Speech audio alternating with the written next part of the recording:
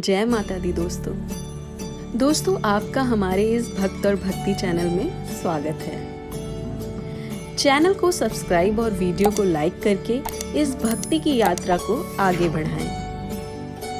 बहुत समय पहले की बात है। एक साहूकार के 7 बेटे और उनकी एक बहन करवा थी। सभी सातों भाई अपनी बहन से बहुत प्यार करते थे, यहाँ तक कि वे पहले उसे खाना खिलाते और बाद में स्वयं खाते थे। एक बार उनकी बहन ससुराल से मायके आई हुई थी। शाम को भाई जब अपना व्यवसाय बंद कर घर आए तो देखा उनकी बहन बहुत व्याकुल थी। सभी भाई खाना खाने बैठे और अपनी बहन से भी खाने का आग्रह करने लगे, लेकिन बहन ने बताया कि उसका आज करवा चौथ का निर्जल व्रत है और वह खाना सिर्फ चंद्रमा को देखकर उसको अर्घ देकर ही खा सकती है। चूँकि चंद्रमा अभी तक निकला नहीं था, इसीलिए वो भूख प्यास से व्याकुल हो उठी। सबसे छोटे भाई को अपनी बहन की हालत देखी नहीं जा रही थी और वो दूर पीपल के पेड़ पर एक दीपक जलाकर चलनी की ओट में रख देता है। दूर से देखने पर वह ऐसा प्रतीत होता है जैसे कि चतुर्थी का चांद उदित हो रहा हो।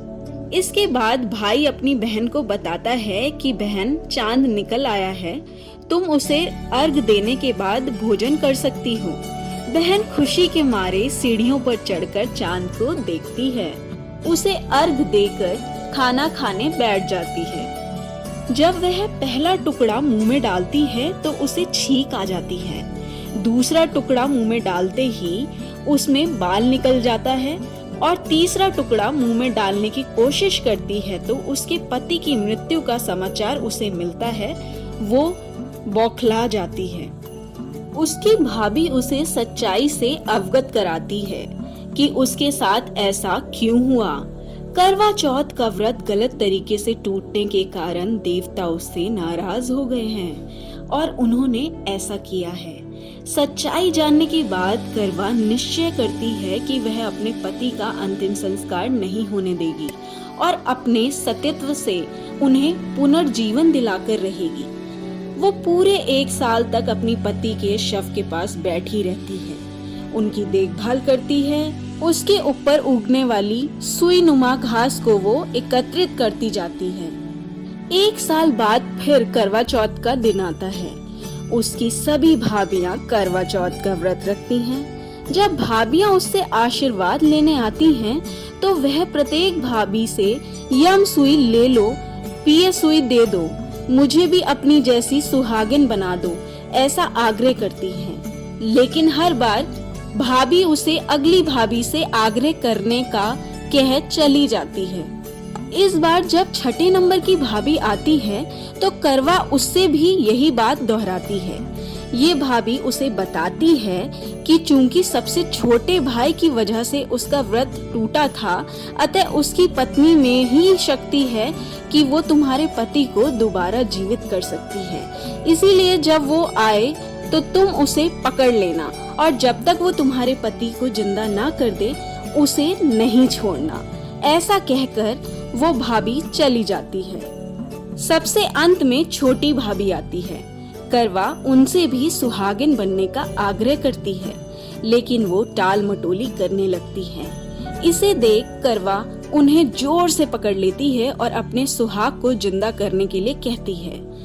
भाभी उससे छुड़ाने के लिए नोचती है, खसोटती है, लेकिन करवा नहीं छोड़ती है। अंत में उसकी तपस्या को देख भाभी पसिस जाती है और अपनी छोटी उंगली को चीरकर उसमें से अमृत उसके पति के मुंह में डाल देती है। करवा का पति तुरंत श्री गणेश कहता हुआ उठ बैठता है। इस प्रकार प्रभु कृपा से उसकी छोटी भाभी के माध्यम से करवा को अपना सुहाग वापस मिल जाता है। हे श्री गणेश, माँ गौरी, जिस प्रकार करवा को चिर सुहागन का वरदान आपसे मिला है, वैसा ही सब सुहागनों को मिले। इस कथा का सार ये है कि शाकप्रस्थपुर वेद धर्मा ब्राह्मण की विवाहिता पुत्री वीरवती ने करवा चौथ का व्रत किया था। नियमानुसार उसे चंद्रोदय के बाद भोजन करना था, परंतु उससे भूख नहीं सही गई और वो व्याकुल हो उठी। उसके भाइयों से अपनी बहन की व्याकुलता देखी नहीं गई और उन्हें पीपल की आड़ में आतिशबाजी का सुंदर प्रकाश फैलाकर चंद्रोदय दिखा दिया और वीरवती को भोजन करा दिया। परिणाम ये हुआ कि उसका पति तत्काल अदृश्य हो गया। अधीर वीरवती ने 12 महीने तक प्रत्येक चतुर्थी को व्रत रखा और करवा चौथ के दिन उसकी तपस्या से उसका पति पुनः प्राप्त हो गया। इसीलिए कहा जाता है कि माँ करवा प्रत्येक के पतियों की रक्षा करती है। अगर इस व्रत को सच्चे दिल से किया जाए तो आपके पति की आयु बहुत ही लंबी होती है और आपके पति का स्वास्थ्य बहुत ही अच्छा रहता है। इसी व्रत कथा के साथ मैं लेती हूँ आपसे विदा। मिलेंगे अगली वीडियो में, तब तक के लिए जय माँ करवा। चैनल को सब्सक्राइब और वीडियो को लाइक करके इस भक्ति की यात्रा को आगे बढ़ाएं।